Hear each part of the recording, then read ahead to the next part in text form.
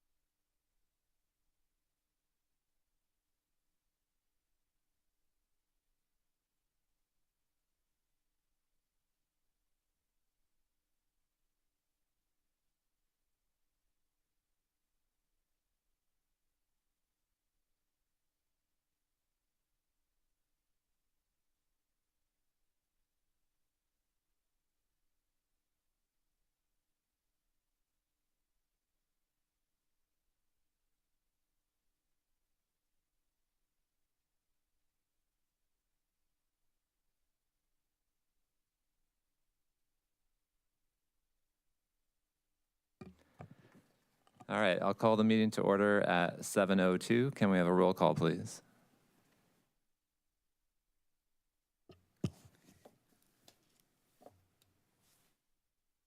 Mr. Fell? Here. Mr. Rose? Here. Ms. Sims? Here. Ms. Yu? Here. Mr. Allred? Here. Mr. Andreessen?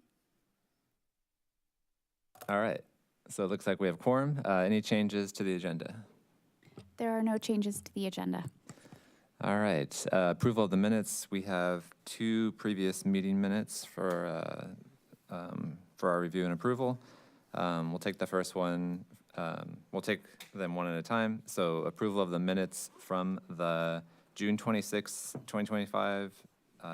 This was a rescheduled meeting of the Planning Commission. Are there any comments on those minutes from that meeting on June 26th? Ready to make a motion? I'll move to approve those minutes. All right, so we have a motion by Mr. Fell for approval. Is there a second? Second. Second by Ms. Sims. Any discussion, any changes? If not, we'll do a voice vote on those. All those in favor say aye. Aye. Any opposed? All right, that passes. And approval of the minutes from the November 6th, 2025 regular meeting of the Plan Commission. Are there any comments on those minutes from the last time we met? Or are we ready to make a motion? I move that they be approved. Okay, so we have a motion by Mr. Rose. Any second? I'll second. Second by Mr. Fell. Any discussion on these minutes? Any changes? If not, we'll do a voice vote. All those in favor say aye. Aye. Aye. Any opposed? All right. Communications. Do we have any communications?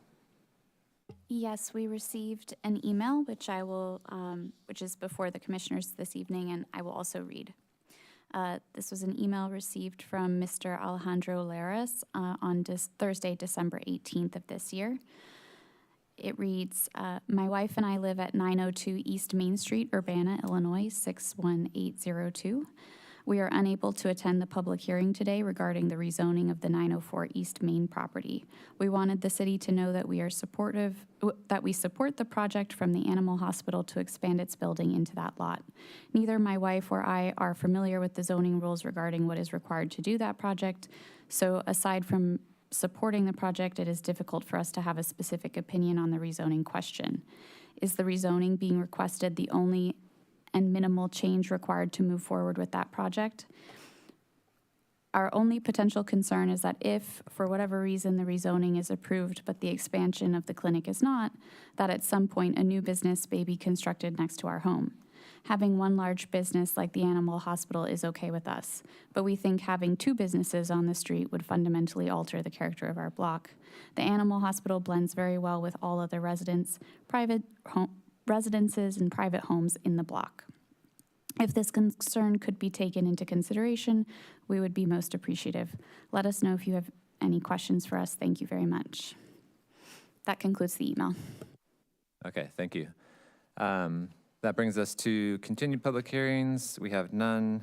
Old business, we have none, which brings us to new public hearings and our hearing for this evening, which is plan case number 2517M25, a request by Susan Norris on behalf of Charlotte Pug Holdings, LLC, to rezone 904 East Main Street from R3 Single Family Residential District to B3 General Business Zoning District.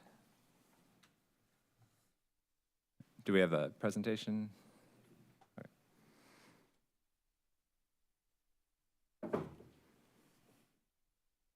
While they're getting set up, I'll just go over briefly how the hearing will proceed.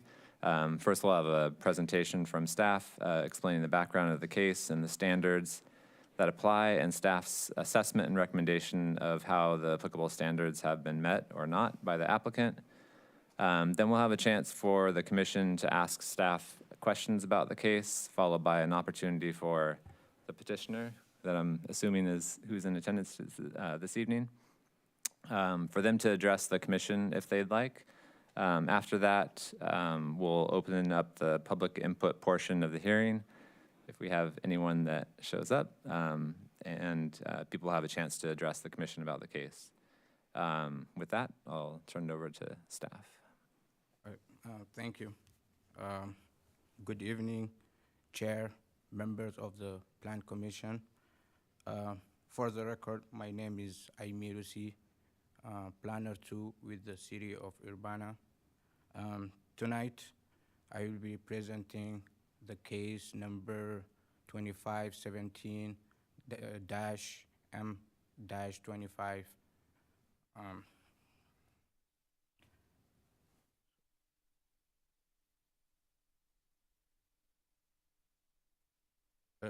A request by Miss Susan Norris, who's here with us on behalf of Charlotte Pug Holding LLC, to rezone 904 East Main Street from R3 single and two family residential district to B3 general business zoning district. Before I begin, I would like to note that staff are recommending approval of the zoning requests, and the remainder of the project will outline the analysis and findings that led to the recommendation.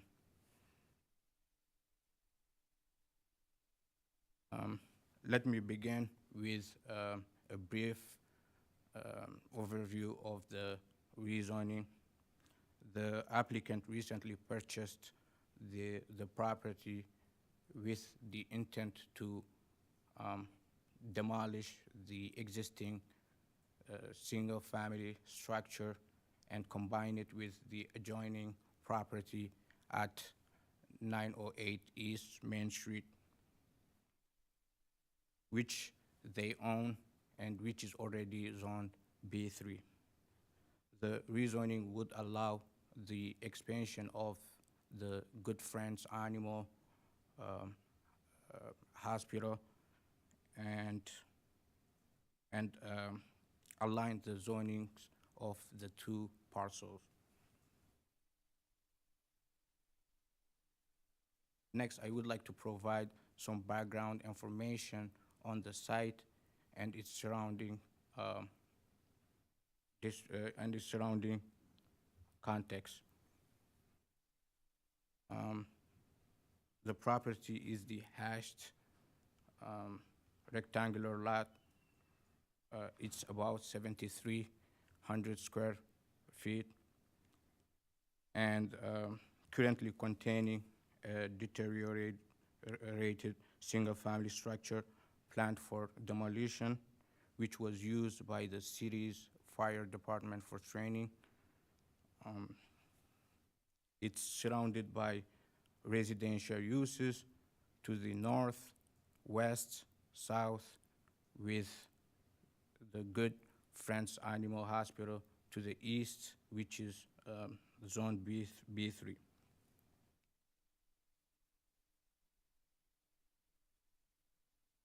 With that context in mind, I will now discuss how the rezoning relates to the city's planning policies.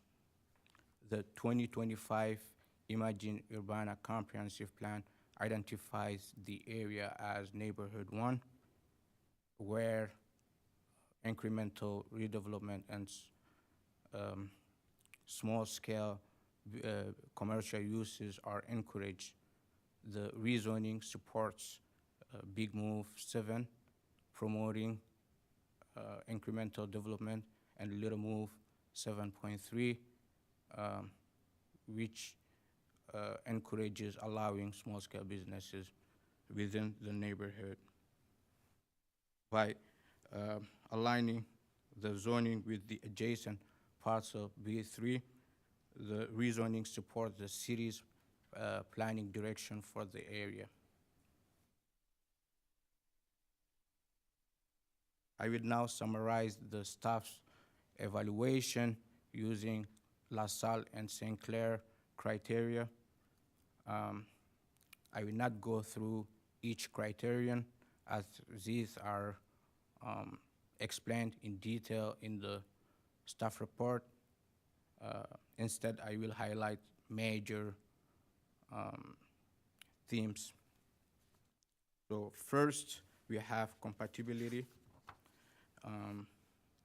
The property is compatible to the adjoining property, which is in B3 district and has long operated without any known conflict with surrounding residential uses. Second, public health, safety, and welfare. Redevelopment would remove a deteriorated structure, improve the neighborhood conditions, and support a long-standing business that contributes to the local economy. Third, suitability and hardship. The home is no longer habitable and is planned for demolition. Retaining the R3 zoning would prevent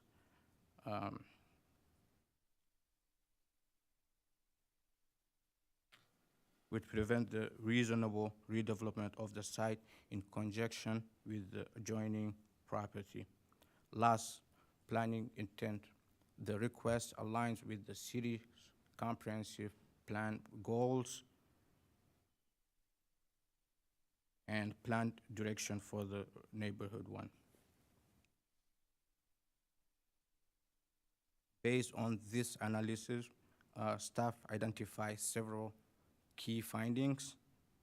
The rezoning supports the expansion of the neighborhood serving business. It removes a deteriorated structure, improve neighborhood condition. It's not injurious to the surrounding residential uses. It avoids hardship that would result from keeping an outdated zoning classification. For these reasons, staff recommend that the Plan Commission forward the map amendment to the City Council with a recommendation for approval. This concludes my presentation. I'm happy to answer any questions. All right, thank you. Mr. Say, is that how you? See. C, okay. Any questions for staff? Mr. Fell? I have a couple. Some of these, I have a couple questions, and these are a little nuanced in the zoning ordinance, so.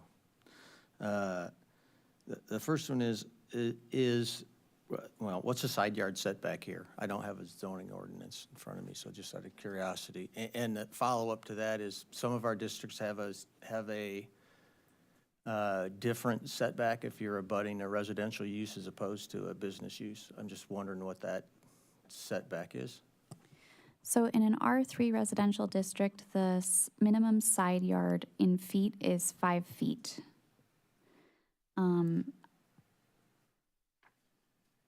I do see a footnote here.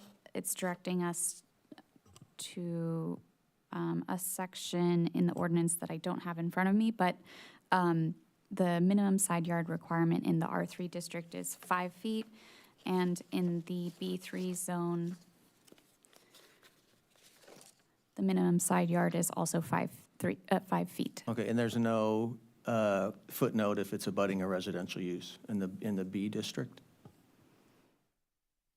That is correct. Okay, all right. The next question is, sorry, also kind of nuanced. Our zoning ordinance in this, well, along this block, you're required to build to the average block face. What happens if they add on to this building? Are they required to do the average block face, or do they get to build out to the face of their existing building? And the reason I ask is that does have some impact on the neighbor to the west.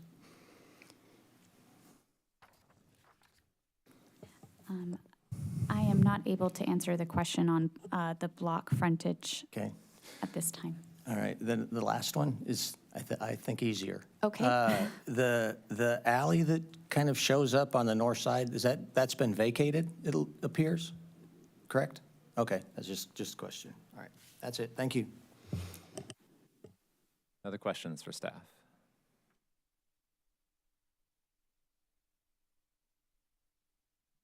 I'll ask one while others are considering. So can you tell me what the use this was classified under, or that you referred to in the use table in terms of your decision to go with a particular zoning district? Land use? Yeah, I mean, it's an animal hospital, but I don't know that we have animal hospital as a use, do we? It's B3. No, the actual principal use that's described in the table of uses in the zoning ordinance. That was interesting, actually. We were looking at the different land use categories, and there were, remember we did this analysis, and there was sort of several options for the service providing business, and we went with a general commercial categorization. But that is an interesting point because of the it's not medical use. This is service for the care of animals. Does that answer your question? Well, so what I'm really getting at is I'm trying to, this was brought up in the communications, the email that we received, but it was something I was thinking about beforehand as well. Why go from a residential district and jump to a fairly intense business district as opposed to sort of the least permissive business district that would allow the use that's being requested for this particular project? And I ask that because we've had a couple cases in the past where we've rezoned something in support of a particular project and a particular property owner, where the project didn't end up happening and something else was proposed that took advantage of the array of uses that a particular zoning district allows that wasn't necessarily intended. And so that's a major concern of mine. And if we have the option of a less permissive zoning district that would allow this project to go forward, which seems like it's something that there's support for, I think that would be something that we'd want to know. Yeah. For example, I mean, when I looked through the list, I assumed it was pet care grooming that you were maybe looking at, in which case, you know, B1 is something that allows that use by right, and I would wonder why we didn't suggest rezoning to B1 if that was the case. Because we wanted it to be consistent with the adjoining property, which is already B3, and is Okay. the same owner. Okay, but it's possible that the fact that there is a B3 use in this residential area is problematic to begin with. So I'm not sure that that's necessarily an argument that I buy, but we can save that for discussion amongst the commission later.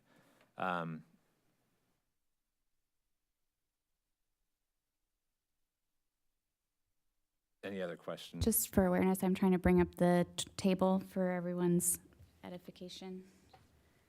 Do that quickly.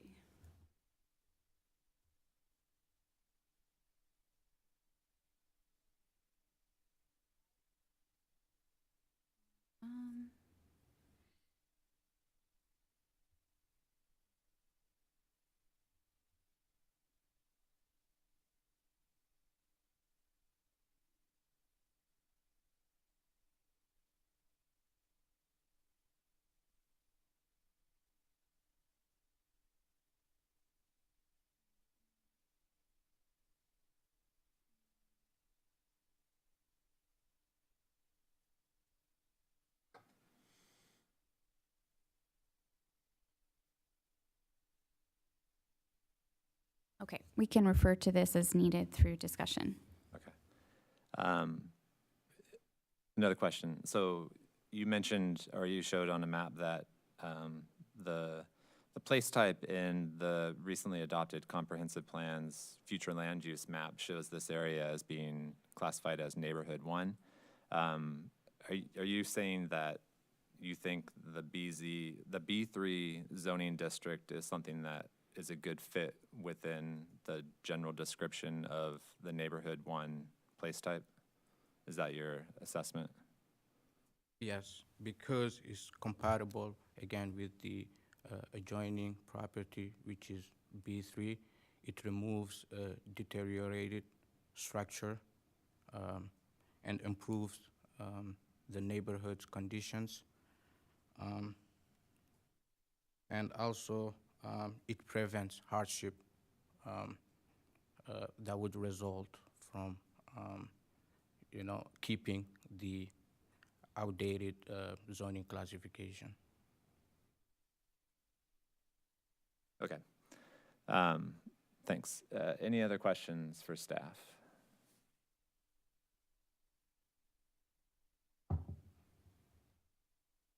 All right. Thanks. Thank you.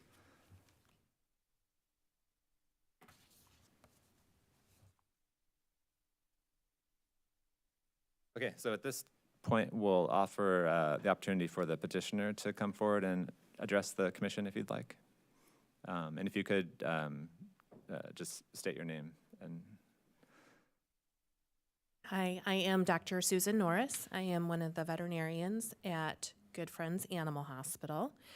And we did buy the adjacent property, and partially we did that. I think our goals align with our neighbors, which is Alejandro and Simona, who are lovely. The property is very, we share a drive with that particular property, and there's very little space between our building and the structure that's currently at 904, which unfortunately the house was in a state of disrepair. It was an elderly person who was doing her best, but was not in good shape. And the drive that goes between our property and what was previously her property is very small. And we were concerned about either having a new neighbor in a structure that was not in great shape, or even another business coming in because there's no room. It's very, very small. We are looking to, at some point, expand our clinic. We have no immediate plans to actually do that. We are going to be using some of that area probably just to park our cars. But we are invested in this neighborhood, and we don't want to have another business, some unknown coming in. We would rather use it as green space, if nothing else, than to have another entity between us. So the goal would be at some point to expand. That would be in probably a couple of years, and that would be in conjunction with our neighbors, because we want to make sure that everyone's needs are met and we have a really good relationship with our neighbors.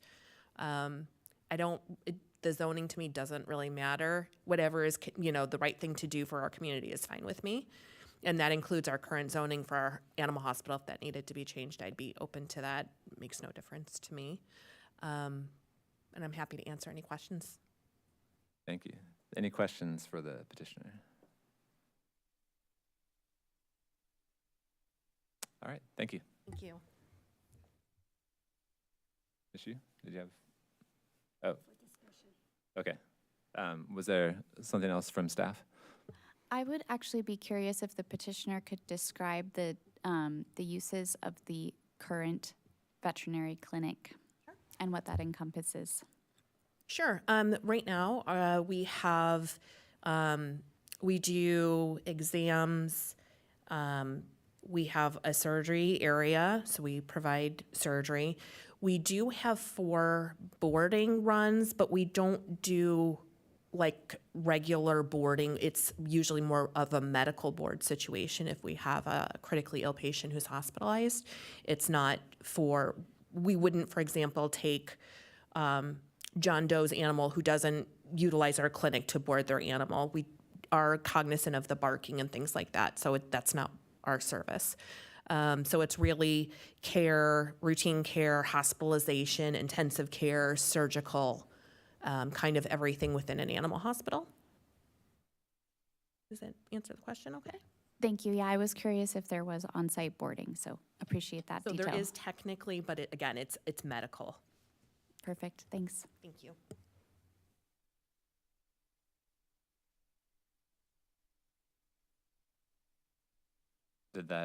Is there more insight into the use and the use table that you were thinking of in terms of the zoning district that's recommended?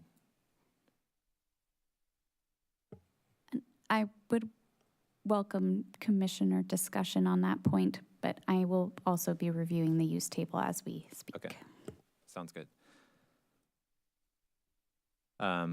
All right, so at this point, we would open it up to the public to provide comment, but seeing as we have no members of the public here, we will declare the public input portion closed and now go into discussion amongst the commission and possibly entertain a motion to vote. So is there any discussion on the proposal? Mr. Fell. Yep, a couple things. One, first off, in terms of the vet clinic, I'll say that was our vet a couple vets ago. It hasn't been for a while. I absolutely sympathize with trying to drive around this building. It's dangerous. I'm sure the building's been hit multiple times. You can't make that corner. So I absolutely understand that issue of needing to mitigate that. As more of a discussion item, when I looked at this case, I too wondered why are we doing B3 when we don't necessarily, maybe don't need to. I was less concerned about that because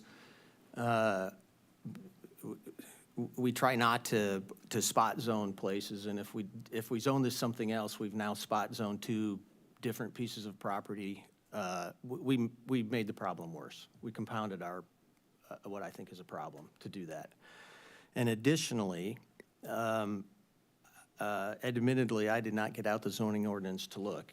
I don't think it would necessarily affect this building, but we would limit the ability to potentially to add on to the building because the different zoning districts have different criteria in square footage, open space, things like that. And they may not. I don't, again, I did not look at the zoning ordinance to see if those things equal themselves out. But having two different zonings and trying to do one building across two different zoning lots is problematic at times. And so while I understand the notion of why are we going B3 when that we don't necessarily need to achieve the applicant's goals, I think it's more appropriate to do it to B3 so it's the same zoning as the existing lot. Ms. Yu? I think you just answered my question of the difficulty of expanding a business across different zoning criteria. So, thanks.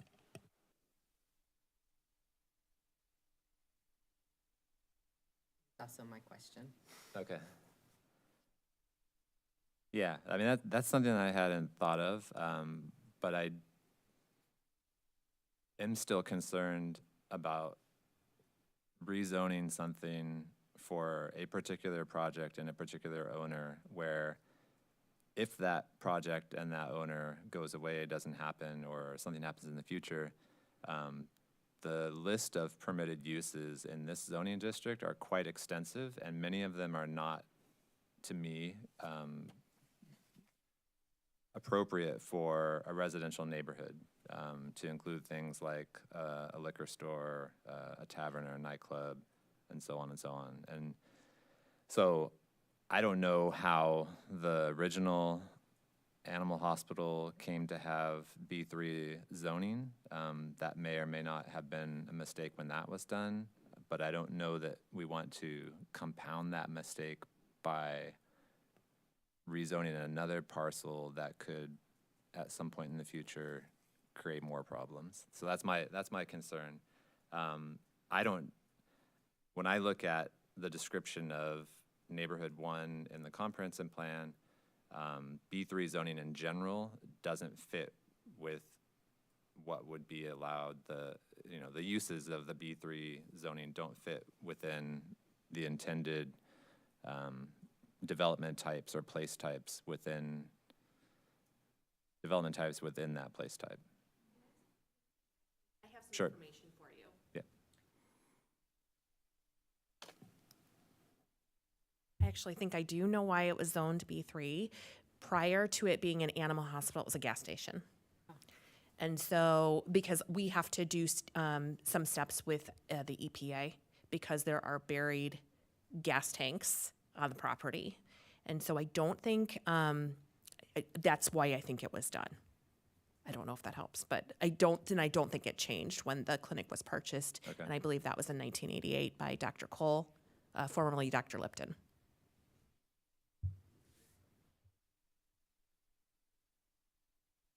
Can I weigh in on this one? How would you feel better? And I don't know how the applicant would feel about this, and I don't know how this works procedurally, if they withdraw this case and rezone both of them as B1. I would, just because I think just in the past year, we've gone through this where we had a property that we had rezoned previously a couple of years ago for a project, didn't happen, and then someone came in and wanted to do something that was incompatible with the surrounding uses, but was allowed by this particular zone that it had been rezoned to. And I feel like we should avoid repeating that kind of mistake, and this, to me, has the potential for that. Regardless of, the intentions of the particular property or the current property owners and whether or not this project is a good fit, which I think it is, I think we should try and figure out how to allow for this project in a way that doesn't, potentially allow for lots of other incompatible uses that the adjacent neighbor already brought to the attention of the commission. So I guess that would be partly a question for staff about the efficacy of rezoning, downzoning the current parcel and then rezoning to B1 for the parcel under question. Procedurally, I think we need to I need to take a sidebar, but I would say that because both parcels are owned by the petitioner, in this case, a withdrawal or perhaps a rejection of the case would, I think my question is, if we do not approve the case tonight, does that prohibit the petitioner from returning for a future case on the same property? But if not, then I think pursuing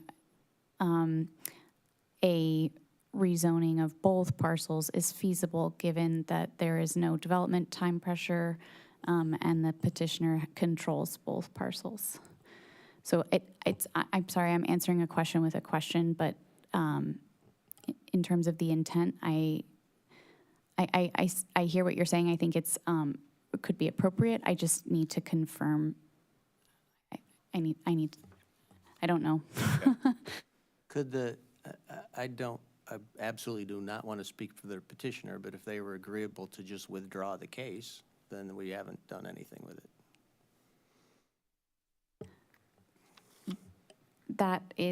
That's correct. That would potentially be a workaround for our lack of knowledge on procedure. Yes.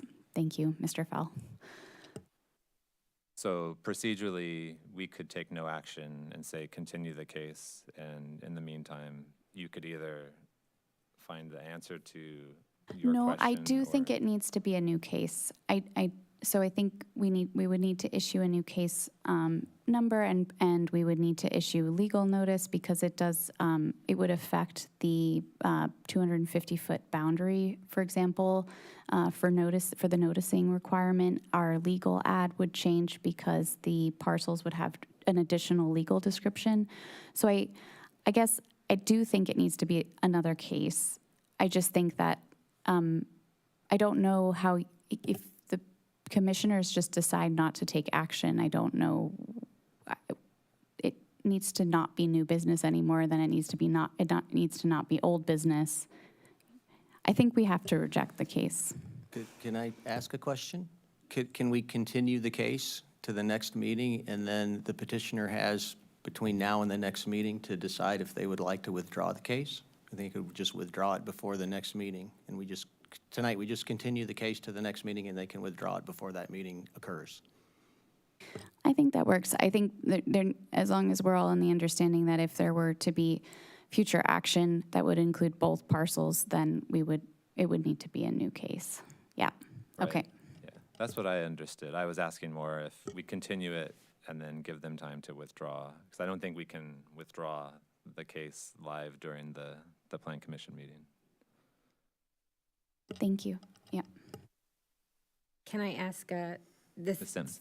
this sounds like a workaround. However, my practical question is, could the original parcel that was formerly a gas station, which I'm imagining creates complications, I don't know. I guess I would wonder about because of the environmental issues and maybe some of the considerations that it became a B3, I guess I would wonder if B1 would still fit the criteria if there are special conditions because of the land or, use. That would just be my question, and maybe I'm not wise enough to know that, but I'm just thinking, if it was a former gas station, it probably had some criteria, there was some residual damage, not damage, but complications to the land. Yeah, I don't know. I would leave that to staff to answer. That's something that can be considered, I think. Thank you for that point. Just to summarize for my help and for all of us, I think we all consider B1 to be, B1 zoning to be an appropriate fit for a neighborhood 1 in the comprehensive plan, whereas a B3 is not a good fit within neighborhood 1. And I think we're all in favor of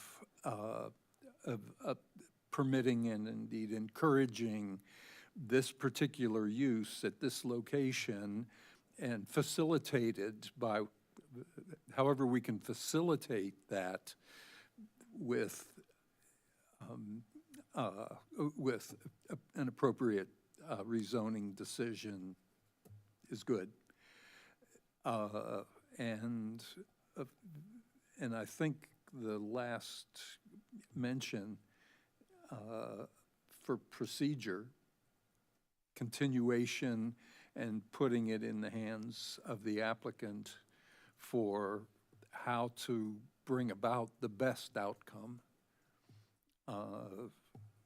works for me. Great. Yeah, I'd agree with what your summary was there.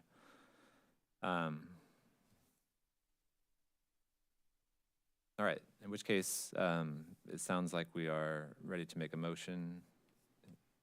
And the motion we've been discussing is to continue the case.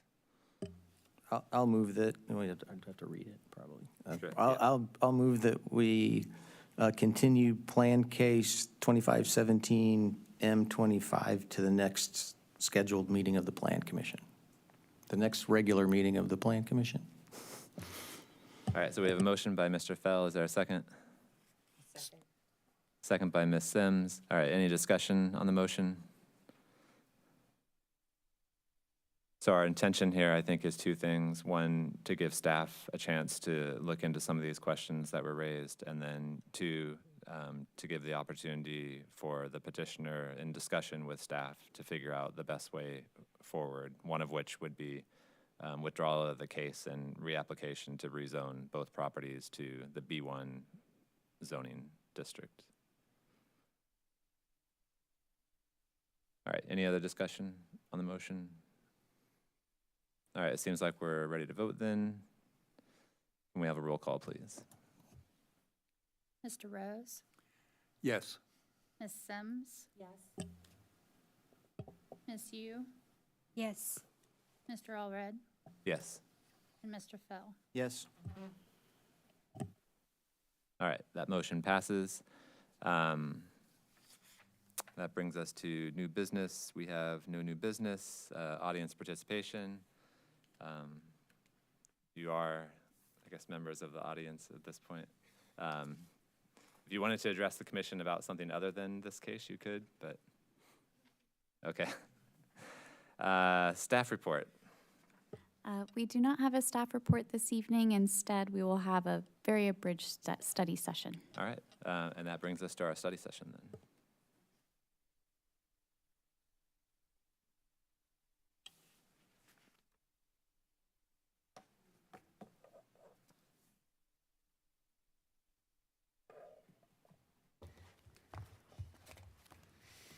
All right, good evening, commissioners.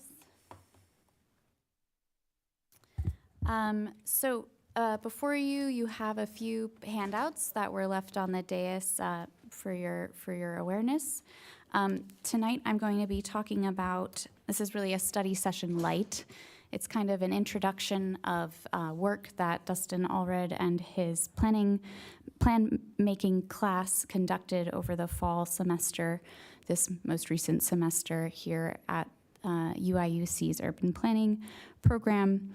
And the workshop or plan-making course, the syllabus is before you. But before I get into the contents of the course and just sort of explaining some of the incredible work the students provided, I just want to frame the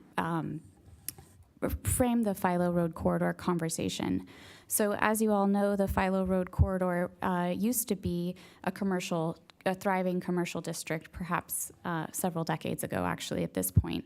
And in recent years has seen depreciation with high retail vacancy and a lot of our retailers actually departing from that location. There's quite a bit of purpose-built architecture along that corridor. For example, the Burger King, for example, the dollar stores, and of course the Walgreens, which are all now vacant. So this presents a challenge for the city of Urbana and has become a focus for the new administration. The mayor is very interested in seeing revitalization in that former commercial corridor. Now, what would that revitalization lead to? You know, does it need to become what it once was? Is that even feasible? Does it make sense to, given underlying market dynamics, to pursue commercial businesses, or should we reimagine the area entirely? So these are some of the questions that the city is starting to think about and process, and it is a priority for this administration. And sort of building off of that momentum and curiosity, Mr. Allred and the resources available at the at the university graciously offered to sort of frame some of these questions with a planning studio. So we were very grateful for that work, and I just wanted to introduce it this evening. I don't think we need to have extensive discussion, but we've asked that the students come and present to the commissioners at a future date, and really that work will inform a small area plan that the city staff will undertake for the Philo Road corridor. So I think in summary, and I welcome Mr. Allred's input here as well, but in summary, the course focused on the small area plan making process and was grounded in existing conditions research, and then recommendations for potential planning interventions for short, medium, and long-term strategies for transforming that area were made. The student work acted as proof of concept, sort of giving us kernels to spark broader conversations, and have been provided to the city of Urbana as final work products just in this last week as the semester's wrapped up. So the first step of the course was really to build off the Philo Road Ahead community block party, which was a kickoff event that happened on September 7th. Philo Road Ahead branding was released, and the parking lot of Sunnycrest Mall was transformed into a sort of pop-up experience. We had many different community partners come out. We had over close to 500 community members over the course of the day. The fire department did a barbecue. The public library had information. We had bubbles. We had live music. We had information stations from many of city departments and, of course, our public partners.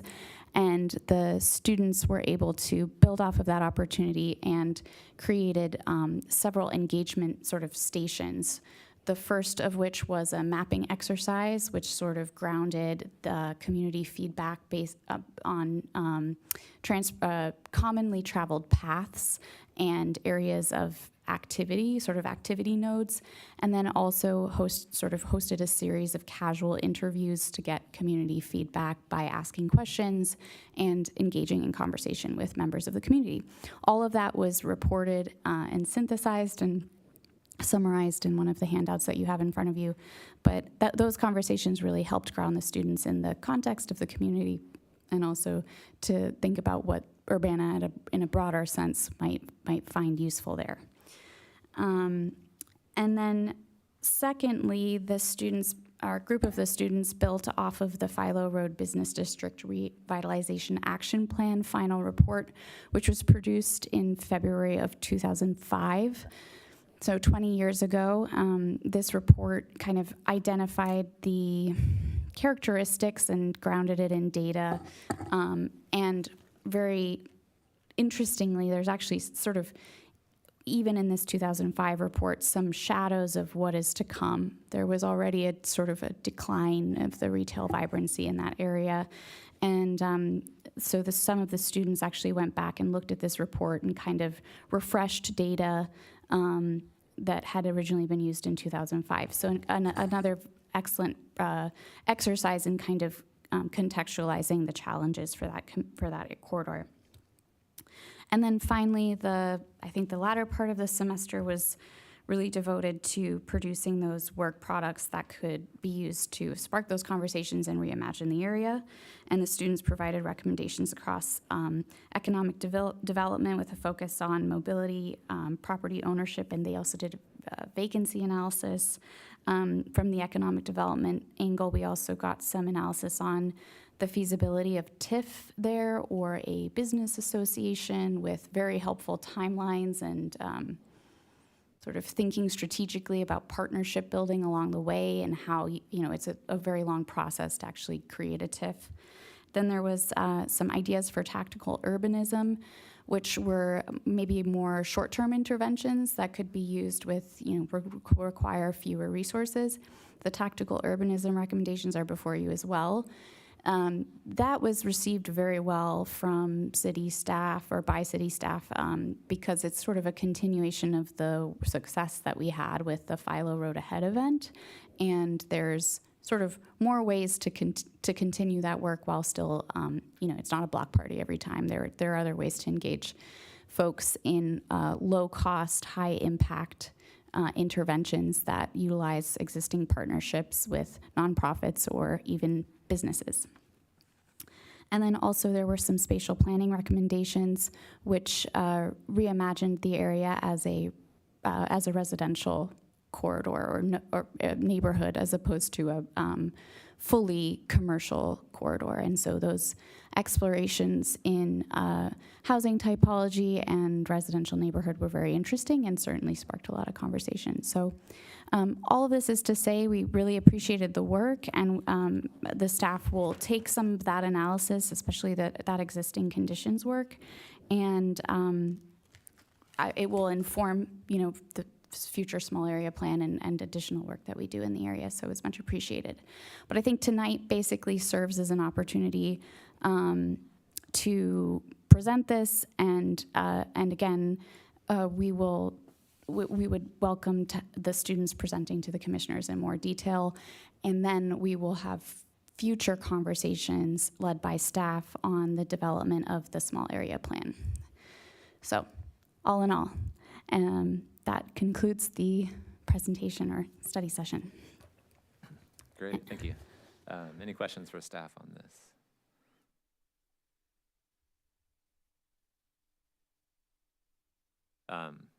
Yeah, I don't, as the instructor, I don't think I have anything else to add. Okay. I think you've done a good job Thank summarizing what the students did.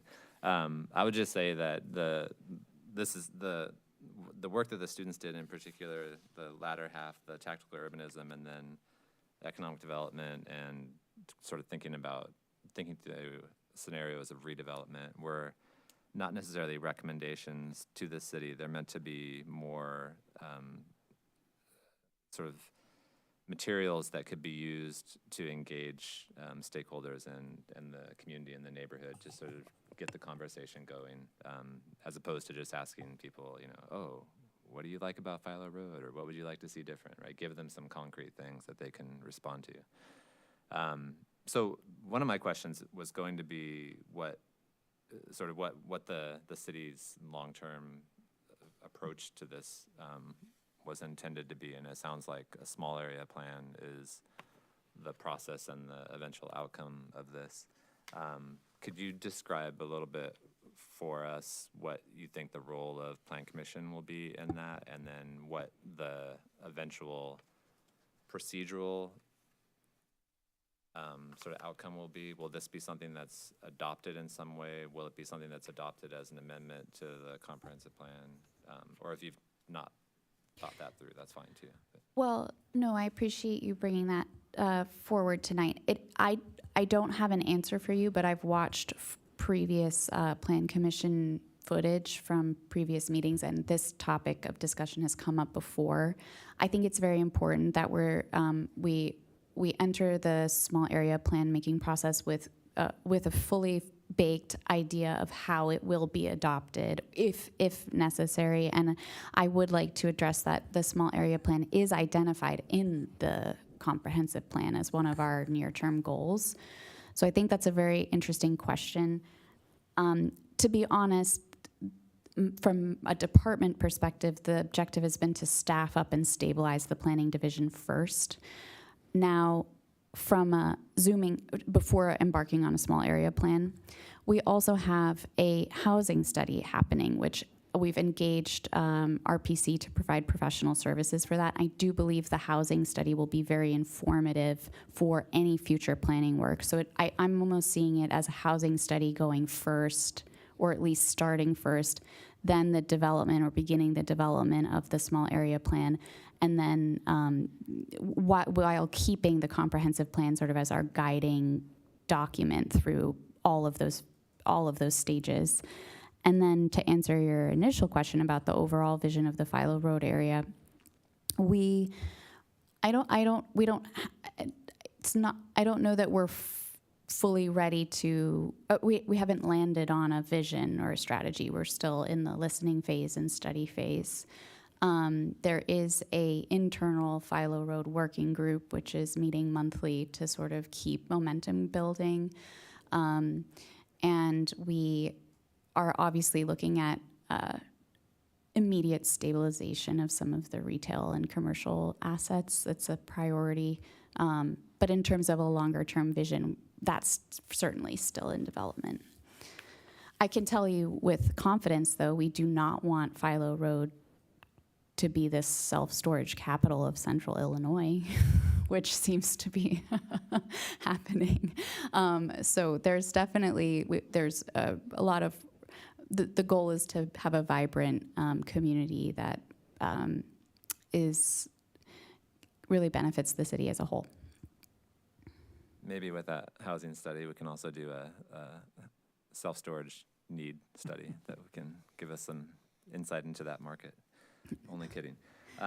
Okay, so yeah, I think that kind of that answers the questions that I had. And since you mentioned them, the housing study and then the other one, staffing, could you give us an update? So the RPC is doing the housing study. Is there a timeline for that? Yeah, so we've engaged with them. We just did the kickoff, so we're in the data transfer stage. We'll have various touch points, probably in the spring and early summer, which could include a plan commission presentation, and then full delivery is slated for, I would say, realistically early fall of 2026. So it will be in development over the first half of the new year. Okay, great. Yeah, I think 6 to 7 months. Yeah. We would all like to be kept in the loop. I think so many of, so many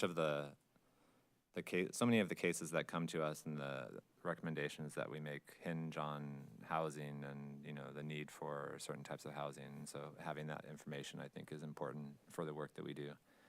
Is this going to address the wide variety of housing types, so not just affordable housing, but also market rate housing? Yeah, so we're framing this as a housing needs assessment in a pretty sort of traditional sense. It will cover all product types and income levels including affordable, of course, but also market rate. And we will be doing analysis on, to the best that we can, the rental market and shadow rental markets as well, to understand what's happening with those dynamics. This housing study does include a portion of community outreach and feedback, data gathering through surveys. That cannot begin until the students are back and sort of established for the spring semester. But that will be very interesting, and I believe will also include potentially, and I understand that I'm on the record here, but potentially include some analysis of, from non-tenant or renter perspective or homeowner perspective, but from a business perspective, what the commercial landlords are actually providing here. So I think it'll be very interesting. We're limiting the scope to that existing conditions analysis with the focus on all market types, and then that will tee up future conversations about policy recommendations or strategies for potentially adopting whatever different policies or ordinances. But because of our budget constraints, we're really focusing it on the housing needs assessment portion. Okay, great.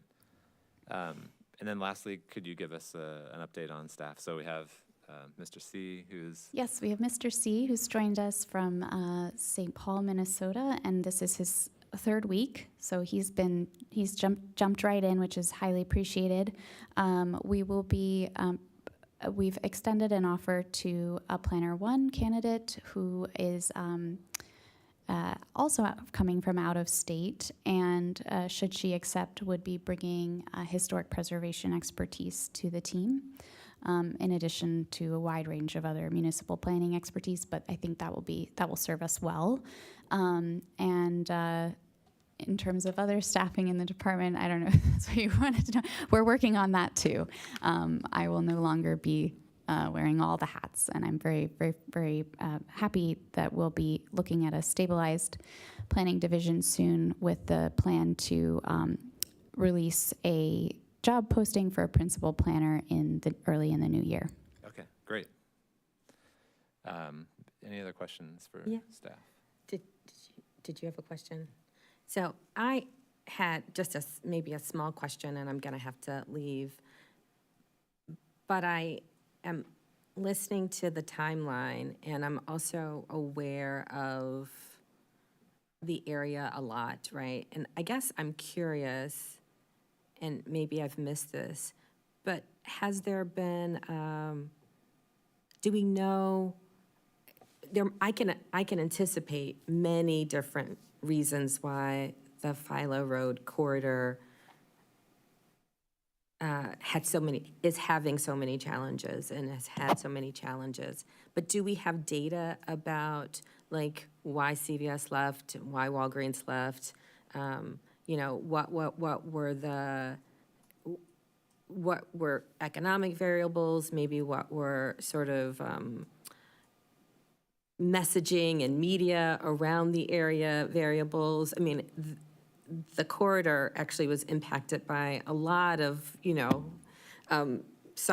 negative characterizations, and I'm sure that only amplified the exodus. But it'd be nice to have data, because I don't want us to be coming up with solutions that are disconnected from what the problem was.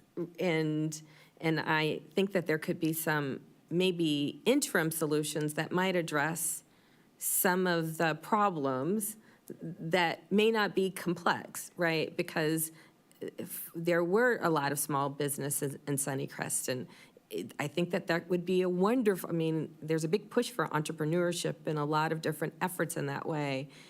But if you don't deal with the messaging about the area, businesses aren't going to want to see it as a viable option. And if you over-social service it, then you change the small business. So again, I just wish we had good data about why, and to be sure that our efforts are aligned with making sure that people see it as a safe, viable, engaging area. And there are ways that you can message that aren't necessarily as complicated as... Oh, absolutely. Right.